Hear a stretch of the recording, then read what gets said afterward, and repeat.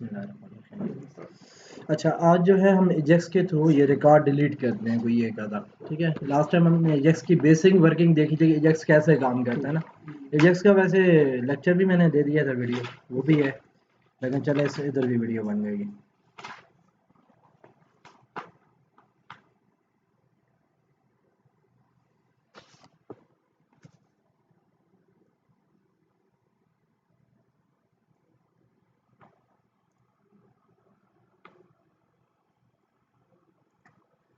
अच्छा, यहाँ तक कर लिया था ना हमने। ठीक है, अब मैं एक रिकॉर्ड ऐड करता हूँ। ठीक है, इसको भी एजेक्स कर दिया था, तो ए बी सी, ये डिस्क्रिप्शन, ये रैंक, स्टेटस, लोगो, यूआरएल वो निकाल देनी है, पेरेंट आईडी। ठीक है, क्रिएट किया, ये फिर इधर आ गया, इनवैलिड था ना कुछ चीज़, लोगो यूआरएल ये डालना है ऐसे।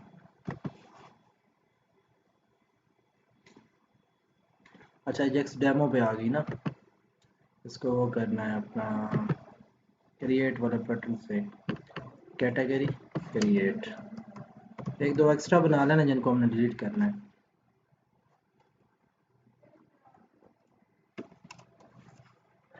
लोगों के बगैर हो जाएगा? नहीं, लोगो लाजमी रिक्वायर्ड है।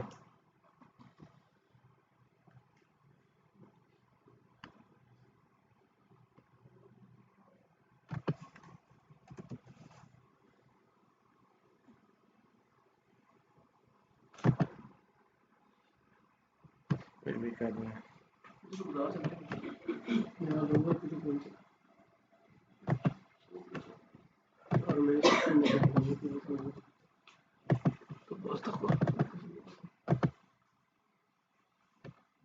एक, दो,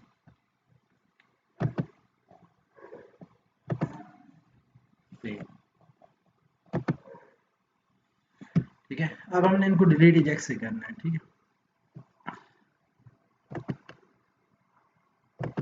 कैटेगरी,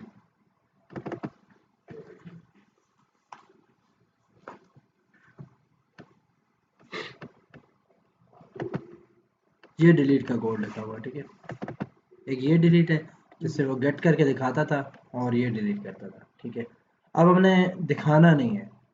अगर आप चाहते हैं दिखाना है तो दिखा भी सकते हैं, और फिर कंफर्म करना है कंफर्म भी कर सकते, वो फिर पॉपअप में दिखाना पड़ेगा। वो मैं पॉपअप जो नहीं करता, उसको सिर्फ कंफर्मेशन उधर ले लेता हूँ, और डिलीट करना हुआ ओके करेगा, डिलीट करता हूँ। ठीक हो गया।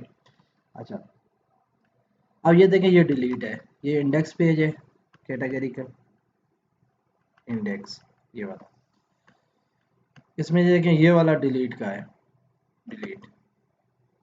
यहाँ पे अगर कॉमा लगाएं तो ये देखें आगे ऑब्जेक्ट में HTML एट्रीब्यूट आ रहा है, न्यू। यहाँ पे HTML की चीज़ें डाल सकते हैं जो मतलब उसके अंदर, तो @class is equal to btn delete, मैंने इसको एक क्लास दे दी। अच्छा, सेक्शन बनाया हुआ था स्क्रिप्ट का, हाँ ये इसके अंदर है, यहाँ पे डालता हूँ btn डिलीट डॉट क्लिक। अगर डिलीट वाले बटन पे क्लिक हो, फंक्शन,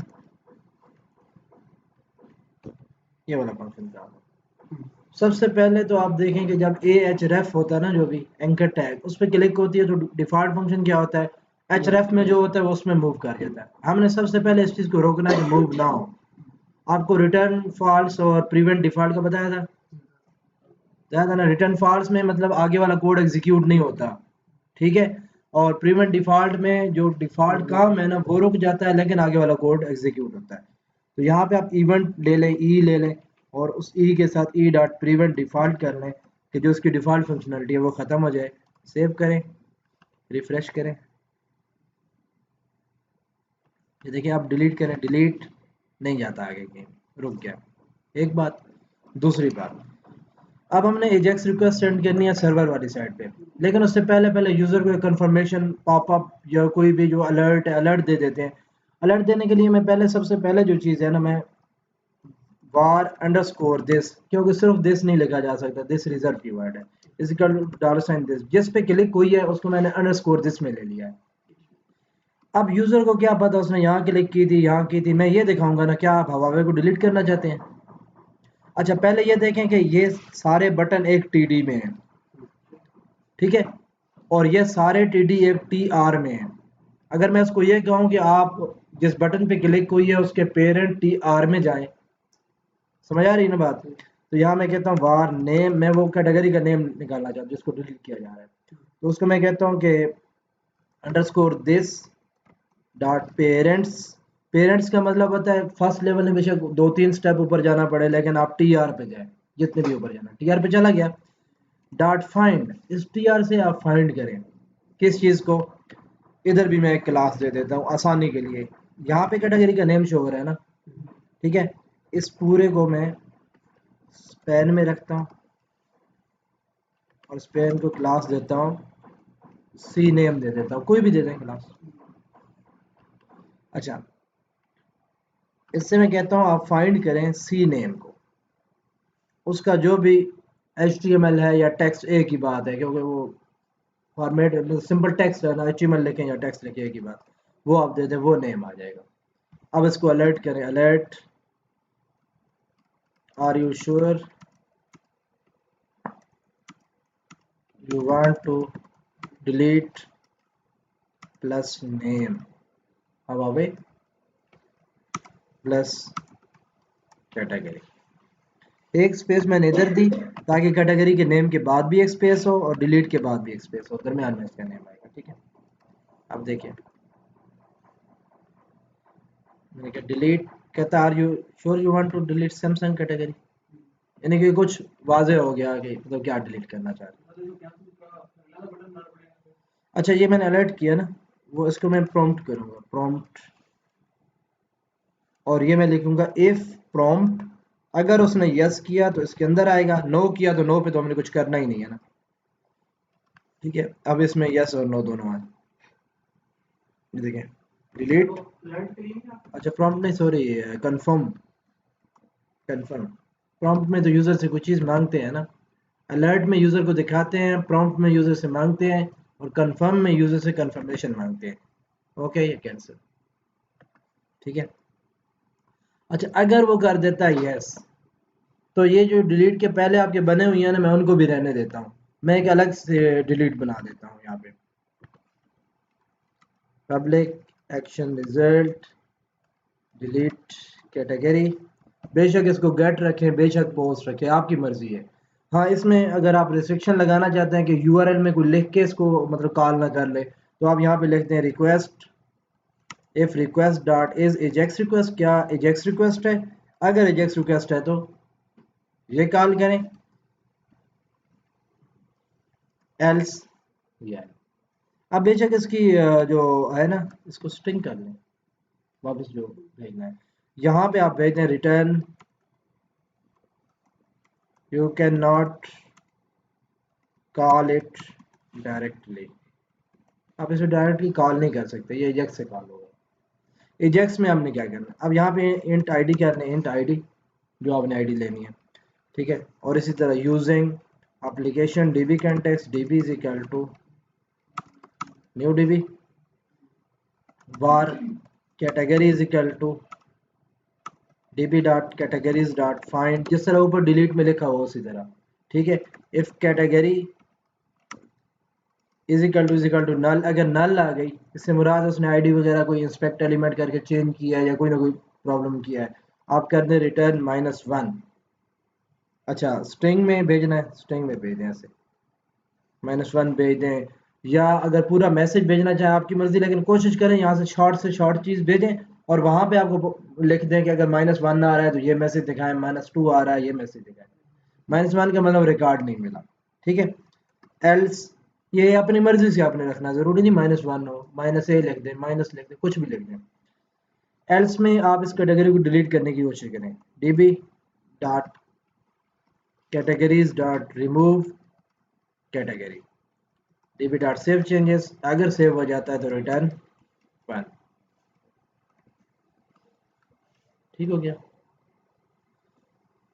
अच्छा और ये तो वैसे डायरेक्ट कॉल होने पे आएगा ना, इसको बेशक आप पोस्ट भी कर दें, http पोस्ट तो और भी अच्छा हो जाएगा कि वैसे भी नहीं लिख सकेगा वो, फॉर्म भी इस पे पोस्ट करेगा तो भी नहीं आएगा। एजेक्स रिक्वेस्ट हो और पोस्ट वाली हो, ये और ज़्यादा सिक्योर हो जाएगा। अब यहाँ पे मैं लिखता हूँ $डॉट पोस्ट की एक रिक्वेस्ट भेजें आप, किस पे भेजें, underscore this dot attribute href, यानी कि ये जो बटन है इस पे जाता हूँ तो ये आता है ना नीचे, लोकल हो slash category slash delete slash 7, ये इसका href है, इस पे रिक्वेस्ट भेजनी है। और कामा फंक्शन, और यहाँ आपका जो रिस्पांस आएगा ना वापस, या डी आएगा, डाटा आएगा वो। अब यहाँ पे आप चेक कर लें, दो ही आ सकते हैं, या -1 आएगा या 1 आएगा। ठीक है, if res is equal to 1, अगर 1 आ गया तो मतलब रिकॉर्ड डिलीट हो चुका है। फिर आपने क्या करना, 1 की सूरत में पहले मैं एल्स पे जाता हूँ, एल्स की सूरत में, एल्स में चेक नहीं करता -1 आएगा या नहीं, बेशक चेक कर लें, लेकिन जाहिर है 1 नहीं आया तो -1 नहीं आएगा ना, और तो कुछ नहीं आएगा। तो यहाँ आप अलर्ट कर दें कि रिकॉर्ड नॉट फाउंड, ठीक है, रिकॉर्ड नहीं मिला, या नॉट फाउंड और ऑलरेडी डिलीटेड। ऐसा ना हो 2 दफ़ा पेज खुला हो, इधर से डिलीट कर दिया लेकिन इधर अभी भी नज़र आ रहा है तो वो क्लिक करेगा, डिलीट क्यों नहीं हो रहा। ठीक हो गया। अब अगर 1 आ गया, रिकॉर्ड डिलीट हो चुका है। अब आप करें अंडरस्कोर दिस, जिस पे क्लिक हुई थी उसके पेरेंट्स में एक टी आर है, उसको क्या कर दें, फेड आउट कर दें, आधे सेकंड में कर लें, चले आधे सेकंड में उसको फेड आउट कर दें। समझ आ गई बात की, यहाँ तक तो क्लियर है। आगे मैं चाहता हूँ यहाँ पे ना वो एजेक्स लोडर भी घूमे, तो आपको यहाँ से मिलते हैं एजेक्स लोडर, वो बल्कि पहले लिया था हमने, ये एजेक्स लोडर है ना, और ये आप सारे रख लें, इधर जो डिलीट का बटन है ना इसके बाद यहाँ पे रख लें एजेक्स लोडर। अब इसको ओपन करके देखें, ठीक है, इधर ही ठीक है। मजीद आगे करना है तो आप वो लगा ले, क्या कहते हैं, क्लास लगा के उसके थ्रू स्टाइल दे दें। अच्छा, class is equal to ajax loader. अब एजेक्स लोडर क्लास लगाऊंगा तो वो पहले ही हमने कोड लिखा हुआ है वो गायब हो जाएंगे। ठीक है, अच्छा इसकी फिर आपको ना विड्थ फिक्स करनी होगी, इसकी टीडी की स्टाइल विड्थ 120px, क्योंकि जब वो हाइट जो शो होगा ये टेबल हिलेगा एक दफ़ा, जब इसको आप फिक्स कर लेंगे ना तो ये पक्की पक्की उतनी ही नज़र आएगी। 120 कम है, 160 कम है। ये एक दफ़ा देख लें, यहाँ पे एडिट और डिलीट, यहाँ पे भी सारे आइकॉन लगा लें तो ज़्यादा अच्छा लगेगा। आप अब ये फिक्स है, हिलेगा नहीं। अच्छा 170 कर लें। अच्छा, अब जब इस पे क्लिक होगी और मैं एजेक्स रिक्वेस्ट सेंड करने लगूंगा ना, कंफर्म करेगा कि हाँ मैं डिलीट करना चाहता हूँ, और एजेक्स रिक्वेस्ट सेंड कर रहा हूँ यहाँ पे पोस्ट पर, इससे पहले पहले मैंने ये एजेक्स लोडर शो कराना है। Underscore this dot parents T R, उसके अंदर आप फाइंड करें एजेक्स लोडर को, उसको क्या कर दें, फेड इन कर दें, 0 फौरन फौरन दिखा दें, ये शो कर दें, सिंपल शो। और जब रो ख़त्म होगी तो ये तो साथ खुद ही ख़त्म हो जाएगा। ठीक है, अच्छा ये मैं आप 2 दफ़ा ओपन कर लेता हूँ ताकि वो आपको दूसरा मैसेज भी शो करा दो ना। ये मैंने कहा delete, are you sure you want to delete this category, मैंने कहा ओके, आ गया, रिकॉर्ड नॉट फाउंड और ऑलरेडी डिलीटेड, कोई और मसला है, 1 मिनट। यहाँ पे ये लगाए ना, और फायरफॉक्स, अच्छा उसको मेरे ख्याल में शायद वो नहीं किया था, रीबिल्ड करके रन नहीं किया था।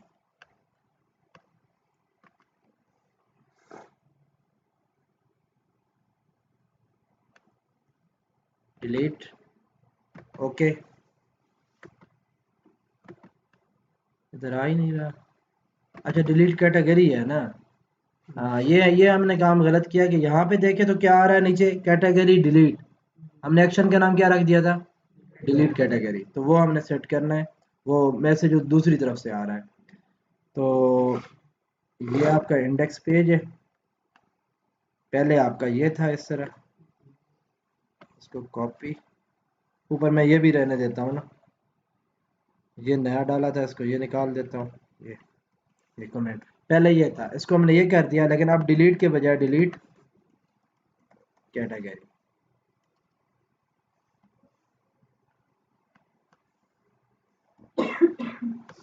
अब ठीक है, डिलीट, ओके।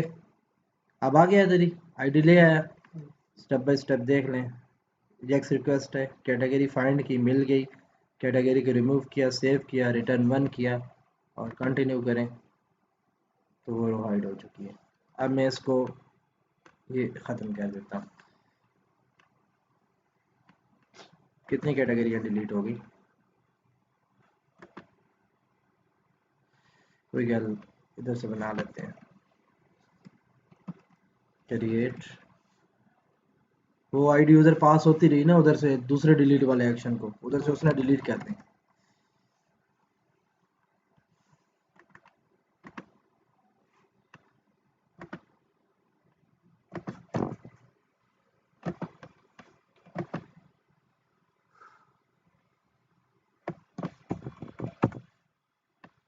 ठीक हो गया। अब देखें, डिलीट, ओके, डिलीट, कैंसिल। ठीक है, ये एजेक्स अब वो फौरन वापस आ जाता है। आप चाहते हैं फौरन वापस ना आए, वो एजेक्स लोडर थोड़ी देर घूमता नजर आए, तो यहाँ आप लगा दें if request dot is Ajax अपना इज लोकल।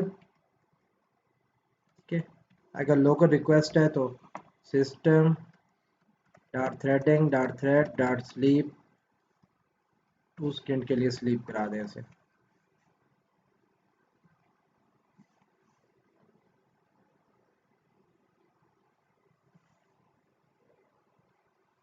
ये डिलीट, ओके,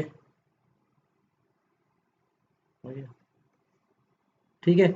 उसमें मैंने जो आपको वीडियो दी है ना, उसमें एक पॉपअप भी आता है यहाँ पे और मजीद भी काम किया है, वो आप उस वीडियो को देख लेंगे तो खुद ब खुद हो जाएगा। ठीक है, अब इस पे आते हैं। ये देखें, ये कैटेगरी एग्जिस्ट तो नहीं करती ना, हमने डिलीट कर दी है। मैंने कहा डिलीट, ओके।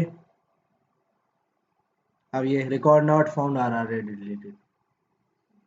ठीक है, ओके। इस सूरत में हम एक और काम भी कर सकते हैं कि जब ऐसी सूरत हाल हो ना, तो आप पेज को एक दफ़ा रिफ्रेश भी कर लें।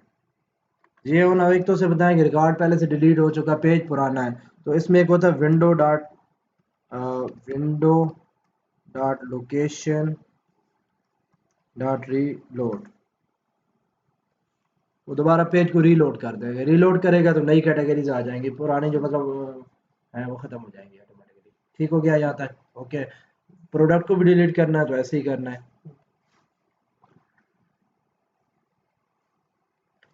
अच्छा, अब हमने क्या करना है, कोई प्रोडक्ट में भी डाटा है कि नहीं है। Products,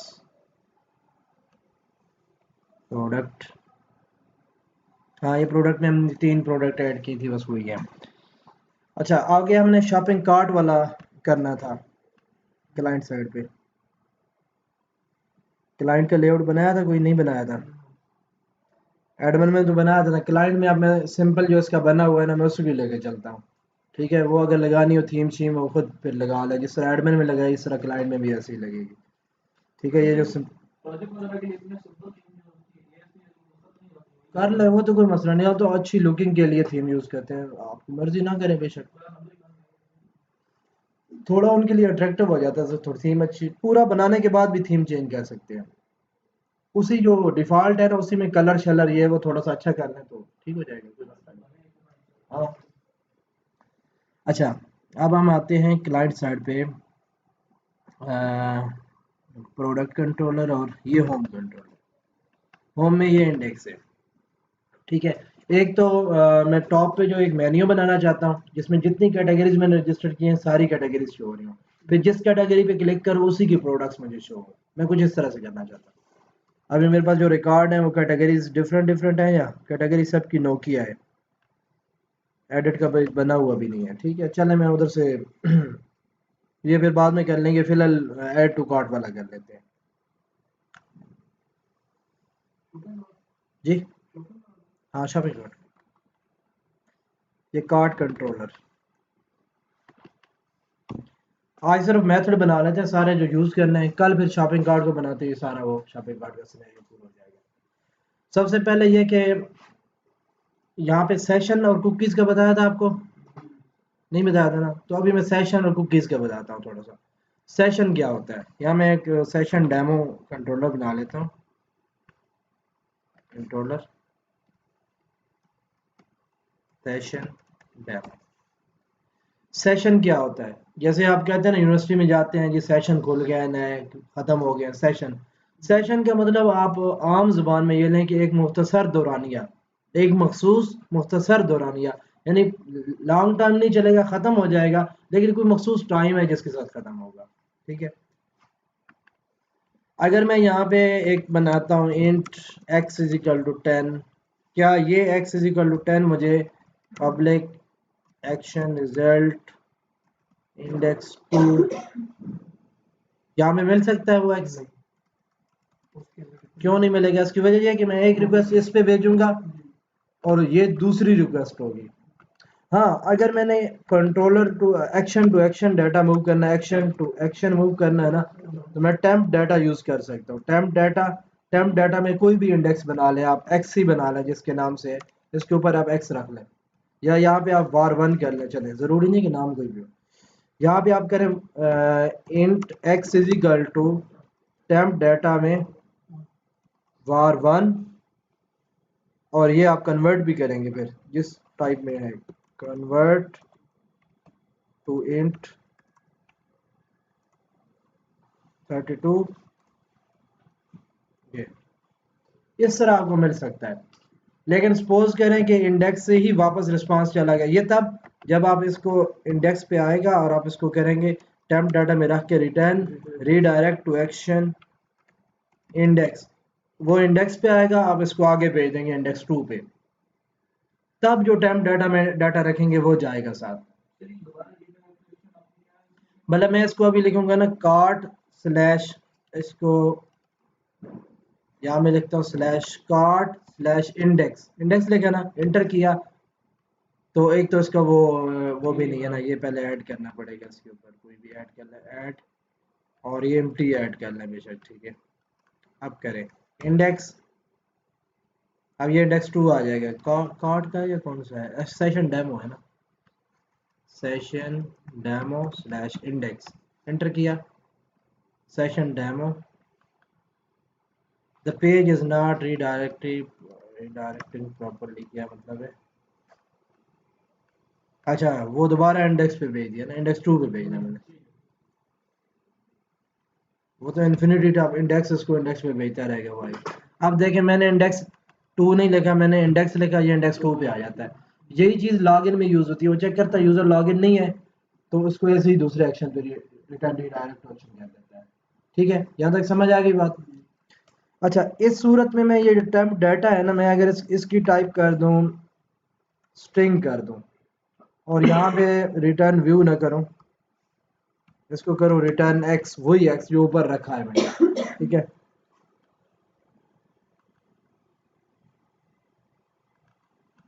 x dot to string करने, टू स्ट्रिंग। अब देखें मैं इंडेक्स लिख रहा हूँ, इंडेक्स, ये इंडेक्स 2 में ये 10 आ गया, हालांकि 10 इंडेक्स 1 में बनाया था, 2 में, यानी एक्शन टू एक्शन आपको डाटा मिल सकता है। लेकिन अब मैं इंडेक्स 2 को डायरेक्ट कॉल कर रहा हूँ, इंडेक्स 2 पे एंटर किया, इसने क्या कर दिया, 0 कर दिया। क्यों? वो उधर से उसको डाटा आया था तो उसने रिसीव किया ना, यहाँ तो उसके पास डाटा है ही नहीं, कैसे रिसीव करेगा? तो मतलब index to index data transfer हो सकता है, लेकिन विद इन सेम रिक्वेस्ट, अगर नेक्स्ट रिक्वेस्ट जाती है तो डाटा लॉस हो चुका होता है, यानी कि जो रिक्वेस्ट का साइकिल है ना वो कंप्लीट हो जाता है, सारी वेरिएबल्स खत्म हो जाती हैं। ठीक है, तमाम वेरिएबल्स विद इन रिक्वेस्ट बनती हैं, विद इन रिक्वेस्ट खत्म हो जाती हैं, लेकिन हमने ऐसी वेरिएबल बनानी है जो रिक्वेस्ट के साथ उसका रिलेशन ना हो, जब बने बन जाए और जब तक चाहिए मौजूद रहे, वो चीज़ है सेशन। यही चीज़ अगर मैं यहाँ टेम्प डाटा में रखने के बजाय मैं इसको सेशन में रखूँ, सेशन, सेशन में var1 में एक्स रख दूँ, ठीक है, और इसी तरह रिसीव करने में मैं एक्स से इंट एक्स इधर से रिसीव ना करूँ, बल्कि सेशन से रिसीव करूँ,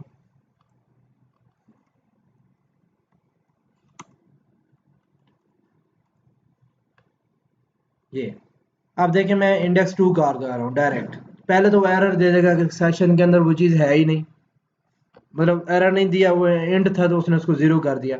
अब मैं इंडेक्स को कॉल कर रहा हूँ, एक दफ़ा 10 आ गया, अब दोबारा इंडेक्स 2 को कॉल करो, 10 आना चाहिए या जीरो आना चाहिए, जिस तरह वो यानी कि टेम्प डाटा में था जीरो आया था ना पहले टेम्प डाटा में, इसमें लेकिन 10 उसी तरह आ रहा है।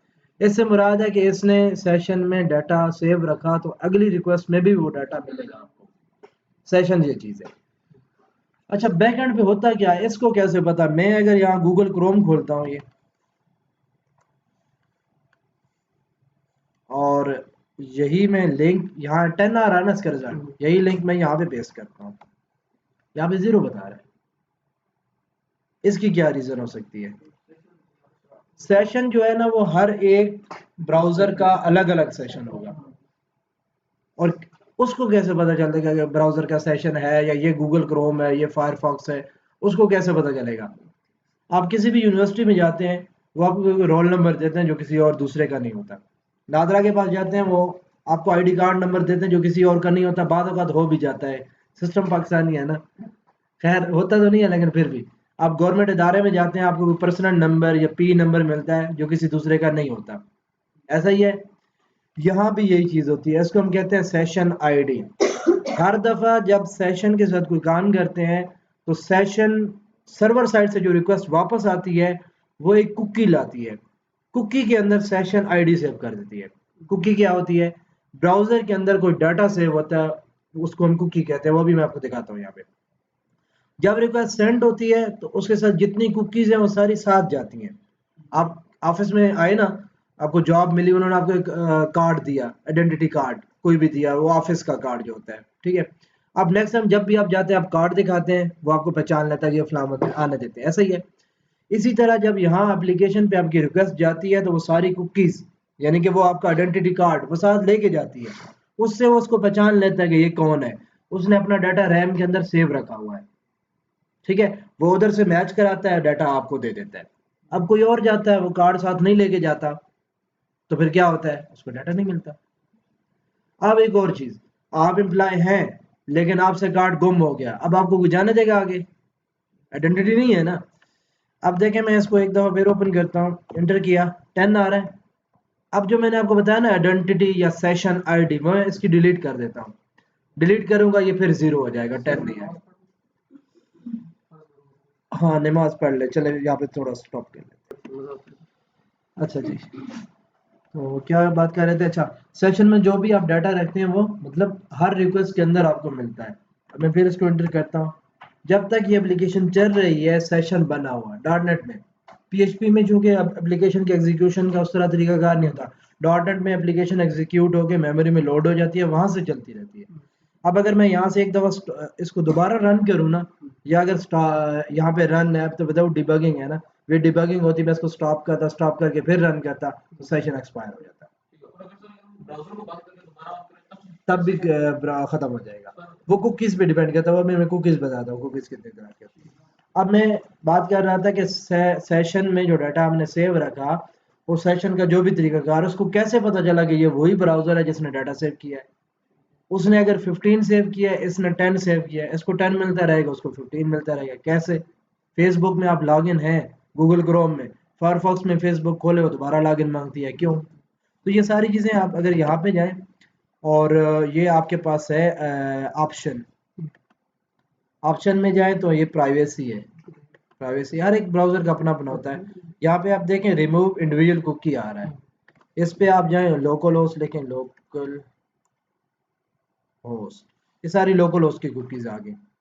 इसमें देखेंगे ये सब आ रही है, एक तो ये है यहाँ इसका नाम भी लिखा होता है और कंटेंट भी लिखे होते हैं। आपका जो है ना ये है ASP.NET सेशन आईडी, ये आपकी सेशन आईडी है, यूनिक आईडी या CNIC जिस तरह होता है, ये हर ब्राउजर को अलग अलग देगा।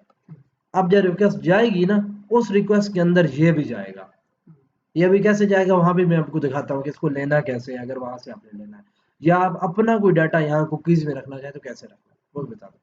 तो ये जब जाएगा तो इसके थ्रू वो पहचान लेगा, ये जब सेशन बनता है तो इस नाम का एक वो उधर बॉक्स खोलेगा, समझे, उस बॉक्स में जितना यूजर का डाटा है वो डाटा रख देगा और बॉक्स के ऊपर ये वाला नंबर लगा देगा और ये नंबर आपको भी सेंड कर देगा। अब नेक्स्ट जब आपकी रिक्वेस्ट जाएगी वो नंबर बॉक्स के साथ मैच करेगा, जिस बॉक्स के साथ मैच होगा उसमें जो डाटा पड़ा होगा वो आपका है। लॉकर जिस तरह बैंक का होता है इस तरह, ठीक है। अब अगर मैं इसको रिमूव कर देता हूँ, ये वाली रिमूव सिलेक्टेड खत्म हो गई कुकी, बाकी कुकीज और हैं, सेशन वाली कुकी मैंने खत्म कर दी है, खत्म हो गई। अब मैं इंटर करता हूँ, 0 हो गया। तो ये इसके बैकएंड पे ये लॉजिक है, ठीक है।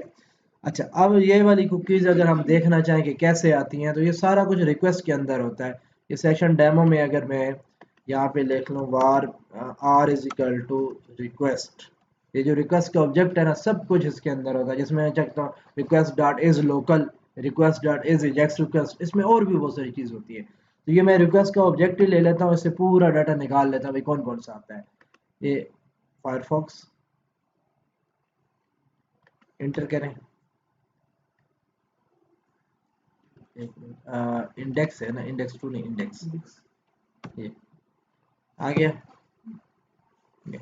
अब इस आर पे मैं क्लिक करता हूँ, राइट क्लिक करके गो टू डेफिनेशन, नहीं क्विक व्यू, क्विक वॉच, ये आ गया। ये देखिए ये आर है, इसके अंदर बहुत सारा डाटा है जो आपके कुकीज़ में, इसमें एक कुकीज़ होगा रिक्वेस्ट डॉट कुकीज़, ये कुकीज़ है,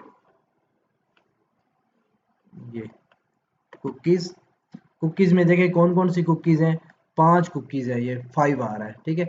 एक ये है, ये है, ये है, ये रिक्वेस्ट वेरिफिकेशन टोकन भी है।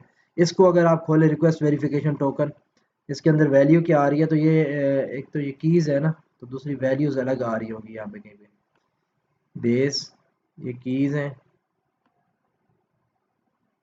और ये 5 है, इधर कहीं वैल्यूज़ भी आएंगी। वैसे वो हम प्रोग्रामेटिकली वहाँ से भी देख सकते हैं, ये तो वैसे क्विक व्यू में कर रहे हैं ना। अच्छा, इसकी शायद वैल्यू इधर आगे इधर आ रही है कहीं पे, ये ऑब्जेक्ट स्ट्रिंग है ना, यहाँ से आप निकाल सकते हैं। बहरहाल, तो यहाँ आप कुकीज़ में डाटा ऐड भी कर सकते हैं, रिमूव भी कर सकते हैं। अब हम कुकीज़ में ना कोई कुकी डेमो करके ना उसमें कोई चीज़ रखते हैं और निकालते हैं। अच्छा, सेशन में जो कुकी आप निकालते हैं ना, यहाँ से चेक करते हैं ऑप्शन में, प्राइवेसी में, रिमूव इंडिविजुअल कुकी, इसमें लोकल होस्ट, ये कुकीज़ है ना, इसके साथ क्या लिखा हुआ, एक्सपायर, सबके साथ इसके इसके साथ क्या लिखा हुआ, जनवरी 15 2019 तक ये कुकी चलेगी, ये एक्सपायर नहीं होगी, ये टाइम के साथ। तो एक को हम कहते हैं परसिस्टेंट कुकीज़ और एक को कहते हैं नॉन परसिस्टेंट कुकीज़। ये आपने खुद चेक करना, परसिस्टेंट कौन सी होती है, जो सेशन के साथ ख़त्म होती है या जो टाइम के साथ ख़त्म होती है। At the end of session का मतलब है या तो सेशन का एक्सटेंडेड टाइम होता है 20 मिनट्स, इससे ज़्यादा भी हो सकता है, कम भी हो सकता है, आम तौर पे 20 मिनट होता है। 20 मिनट से ज़्यादा वो अगर सर्वर वाले ने सेटिंग करके ज़्यादा रखा हो तो ज़्यादा भी हो सकता है। 20 मिनट में सेशन एक्सपायर हो जाता है। और सेशन एक्सपायर कैसे होता है, जैसे आपको नादरा ने CNIC बना के दिया, अब आप गए कि ये मेरा CNIC है, उन्होंने पहचान कर ली, आपसे खो गया तो समझ ले सेशन खत्म हो गया, कि आपसे से खो गया ना। सर, नादरा के पास रिकॉर्ड मौजूद है लेकिन आपके पास नहीं मौजूद ना कि आप कौन है। दूसरा ये है कि जो उन्होंने एक्सपायरी डेट लिखी थी वो गुजर गई, अब नादरा ने रिकॉर्ड डिलीट कर दिया, आपके पास है लेकिन नादरा के पास नहीं है। तो इसमें ऐसा ही है कि ये आपका जो है ये क्या है, टाइम के साथ एक्सपायर होगी, आपके पास मौजूद भी होगी कुकी लेकिन काम नहीं करेगी, वो कुकी खुद ही ब्राउजर डिलीट कर देगा जिसका टाइम गुजर जाएगा। और दूसरी कुकी जो जिसका at the end of session है, जिसमें at the end of session है, उसका क्या मतलब है, वो जब सेशन खत्म होगा तब कुकी, सेशन दो सूरतों में खत्म हो सकता है, आप ब्राउजर क्लोज करेंगे सेशन खत्म, ठीक है, या सेशन का टाइम खत्म होगा तो सेशन खत्म। हाँ, वो तो खुद वो अलग तरीका है, मतलब वो आप कुकी, बेसिकली वो कुकी रिमूव ही करनी होती है, जैसे अभी मैंने रिमूव की तो वो खत्म हो जाता है, ठीक है। अब हम कुकी की तरफ आते हैं, भाई कुकी में कैसे डाटा सेव होता है और कैसे। सेशन में ऑब्जेक्ट स्टोर होता है, स्ट्रिंग रख लें वापस स्ट्रिंग मिलेगी, ऑब्जेक्ट रख लें, पर्सन का ऑब्जेक्ट रख लें, पर्सन वापस मिलेगा, जो चीज़ भी रखेंगे दोबारा कन्वर्ट करके उसी में जाएगी।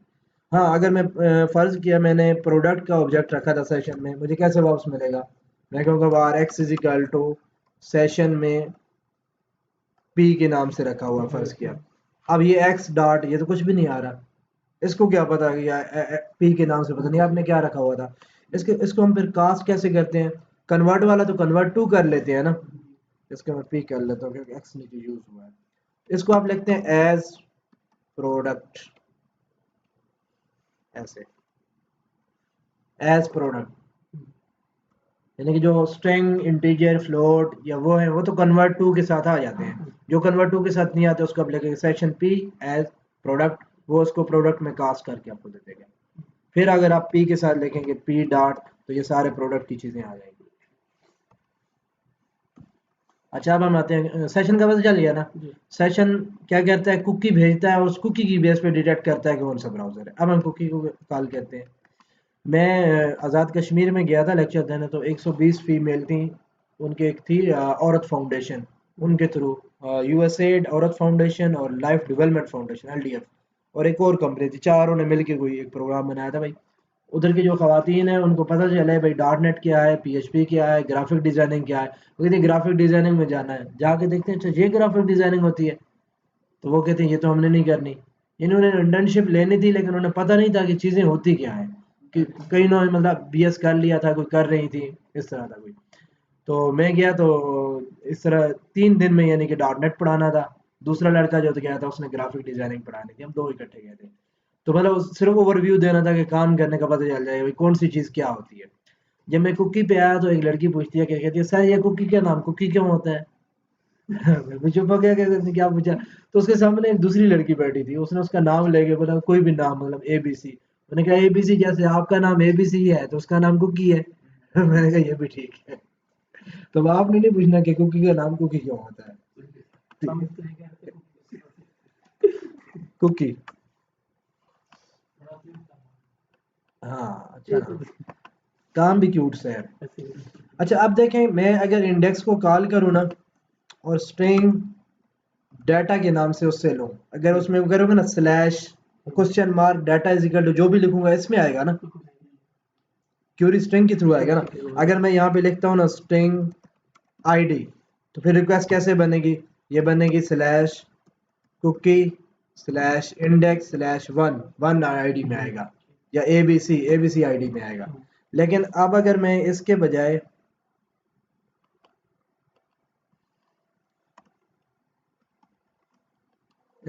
मैं आईडी के बजाय मैं यहाँ नेम कर लेता हूँ, फर्स्ट किया। अब क्या आएगा? अब स्लैश नहीं चलेगा, अब चलेगा question mark name is equal to ABC. ऐसे भेजना पड़ेगा ना क्यूरी स्ट्रिंग के थ्रू, ठीक है। अच्छा अब मैं ये कहता हूँ कि इंडेक्स को कॉल करूंगा और इसी तरह question mark name is equal to कुछ चीज भेजूंगा, वो मैंने कुकी में सेव करवानी है। याद रखिए कुकी का डाटा कहाँ पे सेव होता है? ब्राउजर में।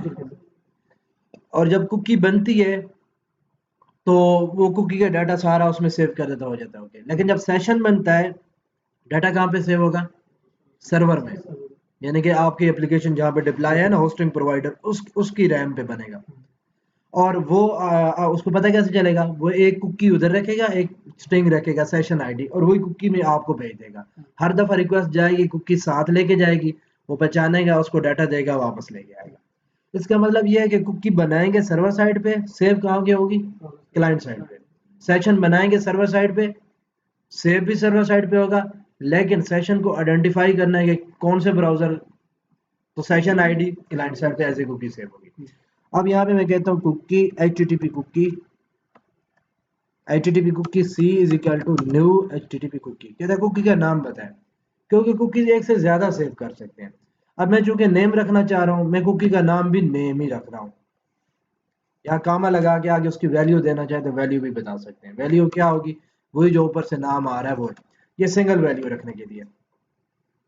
और कुकी में अगर यहाँ आप इसको स्ट्रिंग में आप पर्सन कर देते हैं, ठीक है, पर्सन में जो नाम वो भेजेगा वो नाम तो मैंने सेव करना है, प्लस मैंने कुछ और भी करना है, जैसे http cookie C is equal to new cookie, और कुकी का नाम जो मैं रख रहा हूँ वो पर्सन। अब इसमें डाटा मैंने काफी ज्यादा सेव करना है। एक नेम उधर से लेना है जो यूजर, या ऐसे करते हैं पर्सन का यहाँ से नेम कामा स्ट्रिंग में एज कामा इसके बाद आप कर लें स्ट्रिंग में एड्रेस तो इसके कंस्ट्रक्टर्स बने होते हैं? नहीं ये जो आपने बनाए ना, ये यूआरएल में आप लिखेंगे वही चीजें यहाँ पे आएंगी। जितना नॉर्मली हम इसका ऑब्जेक्ट बनाते हैं ये ऑब्जेक्ट नहीं, ये मेथड है ना, ये मेथड है। ये सी, अच्छा हाँ, ये तो बने होते हैं ना इसके ऊपर जाए ना, ये देखिए +1 ओवरलोड, एक ये कि आप नाम बताएं, एक ये कि साथ उसकी वैल्यू भी बताएं, ये बने हुई हैं इसके पहले से। आर्गुमेंट हम देंगे उस तरह कंस्ट्रक्टर नहीं कंस्ट्रक्टर पहले से बना होगा, हमने आर्गुमेंट उसके मुताबिक देने हैं। अब ये देखिए मैं इसको F12 करता हूँ कि ये कहाँ पे है, तो ये देखिए ये आ गया। ये देखिए एचटीएमएल कुकी में एक स्ट्रिंग में नेम पूछ रहा है, एक नेम के साथ वैल्यू पूछ रहा है, ये दो इसके बने हुए हैं पहले से। ये तो इनके है ना, ये देखें ये system.ref.dll इसमें ऐड है। इसमें हम चेंजिंग नहीं कर सकते, इनमें चेंज ये तो पढ़ लेना, इनको हम कॉल करेंगे सर। ठीक है, इसमें हमने इसको पर्सन नाम दे दिया। अब देखें C.वैल्यू, एक ही वैल्यू देनी है सिंगल, एक से ज़्यादा देनी है तो values.add। ठीक है, ये कह रहा है कि आप एक नाम बताएं और साथ वैल्यू बताएं। नाम में मैं कहता हूँ एक नेम है, और नेम में ऊपर से जो नेम आ रहा है वही नेम। C.values.add, एक एज है, और एज में कौन सी वैल्यू आएगी, जो ऊपर एज से आ रही है। C.values.address, ये एड्रेस, और इसमें कौन सी वैल्यू आएगी, ये ऊपर से एड्रेस से आ रही है। आ गया। यहाँ तो ये सर्वर साइड पे बन गई, लेकिन क्लाइंट साइड पे अभी नहीं जाएगी। क्लाइंट साइड में भेजने के लिए आप करेंगे रिस्पॉन्स डॉट कुकीज, जो रिस्पॉन्स वापस जा रहा है उसकी जो कुकीज हैं उसमें ये वाली कुकी ऐड करके भेजें, ये सी। अब रिस्पॉन्स में जाके ये कुकी ब्राउजर में सेव होगी। अब मैंने इसका एक्सपायरी टाइम नहीं लिखा ना, तो ये कौन सी कुकी बनेगी, जो सेशन के साथ एक्सपायर हो जाएगी। ठीक है, हमने इसको अगर परसिस्टेंट बनाना है तो इससे पहले आप यहाँ पे लिखेंगे C.expiry expires is equal to date time dot now dot add. ठीक है, ऐड में आपने क्या करना है, dot now dot date time dot now dot add days कर लें, 1 एक दिन ऐड कर लें, ये एक दिन के लिए सेव रहेगी। मैं दो कुकीज बना लेता हूँ, एक में मल्टीपल वैल्यूज हैं, एक में सिंगल वैल्यू कर लेता हूँ। ये C2 कर देता हूँ, इसको C2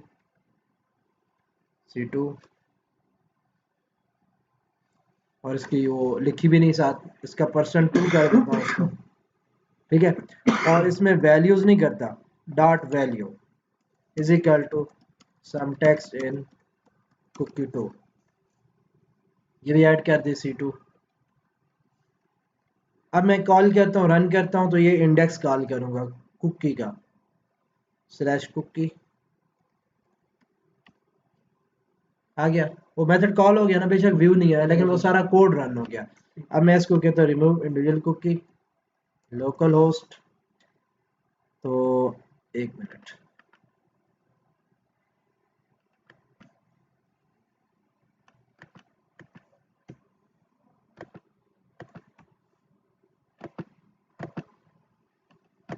remove individual cookie local host, show नहीं कर रहा, लेकिन 1 मिनट में इसको दूसरे ब्राउज़र में लेके जाता हूँ, ब्राउज़र का भी इशू होता है। ये एप्लीकेशन दोबारा रन करें ना, फिर आएगा। ये आ गया। अब इस पे जाएं, किधर होगा इसका, सेटिंग में यहाँ पे कुकी आप टाइप करें, कुकी क्लियर ब्राउज़र डाटा पे जाएंगे ना, इधर आएगी। नहीं, कंटेंट सेटिंग में ऑल कुकीज़ डाटा, इसमें आप लिखें लोकल होस्ट, ये 4 कुकीज़ हैं लोकल होस्ट पे। नहीं, कुकी बन नहीं रही, कोई हम कुछ इसमें चीज़ मिस कर रहे हैं या कोई मसला है। response.cookies.add होती है ऐसी, आप इसको ऐसे ही करना ना, ये वहाँ पे आएगी, विद टाइम शो भी होगी आपको। और कुकी अगर डिलीट करनी हो तो सिंपल ये है कि कुकी का जो एक्सपायरी टाइम है वो गुजरा हुआ दे दे, कुकी खुद ब खुद डिलीट हो जाएगी। यानी नहीं, इधर इधर से प्रोग्रामेटिकली कुकी को अगर एक्सपायर करना है आपने, टू एक्सपायर कुकी, ये जो ऐड डेज कर रहे हैं ना, ऐड डेज कर लें, ऐड सेकंड्स कर लें, -1 कर लें, या अगर आप सिर्फ डेट टाइम डॉट नाउ भी दे दें ना, तो वो 1 सेकंड में ख़त्म हो जाएगी। इतनी देर तो रिस्पॉन्स आने में देर लग जाती है। फिर भी आइडियल इंटरनेट हो, क्लिक करने से पहले ही डाटा आ जाता हो फ्यूचर में, तो फिर आप -1 खेल लें। यानी कि कैसे? इसको जो अगर हमें डिस्ट्रॉय करना है एक चीज़ को तो हमें गुज़रा हुआ होल्ड टाइम ही दे, करना पड़ेगा हाँ, प्रीवियस ऑटोमेटिकली पास्ट का टाइम देंगे तो ख़त्म हो जाएगी। यानी वरना तो जो टाइम आपने दिया हुआ है सेशन के एंड पे ख़त्म होगी, या जो टाइम आपने दिया हुआ उस पे ख़त्म होगी। तो इस तरह नहीं है कि वो काम उसके बाद खत्म हो जाए जब तक सेशन रहेगा तब तक रहेगी, या जो आपने टाइम दिया हो उस तक रहेगी, या आप ब्राउज़र की हिस्ट्री क्लीन करते हैं तो उससे ख़त्म हो जाएगी। लेकिन सर्वर साइड से प्रोग्रामेटिकली रिमूव करनी है तो आप गुज़रा हुआ टाइम उसको देंगे, कुकी एक्सपायर हो जाएगी। ठीक है? बस कुकी ऐसे बनाते हैं, रिमूव भी करते हैं। वो जो सेशन आईडी में बनाता है वो खुद बनाता है अपनी मर्जी से, वो मतलब बैकएंड पे ऐसे ही करता है। आप कुकी बना के देखना ना आपके ब्राउज़र में कुकी आती है या नहीं आती। कोई मसला हुआ तो फिर मैं आपको बता दूंगा। तो ये इसके साथ सारा जो है ना रिस्पांस के साथ रिस्पांस डॉट कुकीज़ डॉट, ये देखें सारी आप वो निकाल सकते, कुकी क्लियर कर सकते हैं। क्लियर सारी कुकी कलेक्शन, सारा clear all cookies from cookie collection, सारी ख़त्म हो जाएंगी। ठीक है? और ये रिमूव, कोई एक कुकी रिमूव करनी हो आपने, remove the cookie with the specific name, आप ये बताएंगे ना नेम, तो उससे भी रिमूव होगी। मैंने बताया ना गुज़श्ता टाइम देंगे तो ऑटोमेटिकली एक्सपायर हो जाएगी। अदरवाइज इन्होंने मेथड भी बनाए हुए हैं जिससे कुकी रिमूव हो सकती है। ठीक है? जो आपका हाल ख्याल है। तो आज के लिए इतना काफ़ी है। कल हम फिर शॉपिंग कार्ट का शुरू करेंगे। उसमें कुकी तो यूज़ नहीं करनी, सेशन यूज़ करना है, लेकिन कुकी का मैंने बता दिया कि आपको पता होना चाहिए। ठीक हो गया? यहाँ तक कुछ पूछना बताना हो? सेशन का कोई कंप्लीट पूरा साइकिल है ना, जैसे लॉगिन किया फिर लॉगआउट करते हैं तो तभी हमारा सेशन जो है हाँ, तब ख़त्म होता है। और एक तो है नहीं, कि browser लॉगिन की- करने पे सेशन क्रिएट हो जाता है। अब सेशन ख़त्म कैसे होगा? सेशन तो 20 मिनट में ख़त्म हो जाता है, लेकिन ये जो इन्होंने आपको टेम्पलेट दी हुई है इसमें तो वो 2-3 दिन बाद भी आप लॉगिन करते हैं तो वो लॉगिन ही होता है, ख़त्म नहीं होता। उसकी वजह ये है कि उन्होंने एक कुकी रखी होती है जो काफ़ी अरसे बाद एक्सपायर होनी होती है, जैसे फेसबुक रखती है। तो उस कुकी से वो डिटेक्ट करता है कि अच्छा ये फ़लाँ ब्राउज़र है, इसने ये लॉगिन आईडी नेम दिया था, वो दोबारा खुद से उसको सेशन बना लेता है। यानी उस कुकी की बेस पे वो हर दफ़ा सेशन खुद ही रीडो करता जाता है। इस वजह से वो लॉगिन जो है ना काफ़ी लंबे टाइम तक चलता रहता है। फेसबुक